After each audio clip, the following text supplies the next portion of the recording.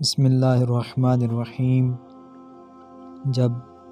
امام حسین علیہ السلام مدینہ سے نکلے تو فرشتے فوج در فوج اسلحہ لیے ہوئے گھوڑوں پر سوار آپ علیہ السلام کی خدمت میں حاضر ہوئے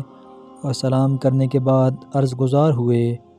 کہ آپ علیہ السلام اپنے جد رسول خدا صلی اللہ علیہ وآلہ وسلم و پدر امام علی علیہ السلام اور برادر امام حسن مجتبیٰ کے بعد ساری خلقت خدا پر حجت خدا ہیں۔ اللہ نے ہمارے ذریعے سے بہت سے مقامات پر آپ کی جد کی مدد فرمائی ہے اور اس وقت ہمیں آپ کی مدد کے لیے آپ کے پاس بھیجا ہے۔ امام حسین علیہ السلام نے جواب میں ارشاد فرمایا، اب ہماری وعدہ گاہ وہ جگہ ہے جہاں میرے لیے شہادت اور دفن معین ہے، اور وہ سرزمین کربلا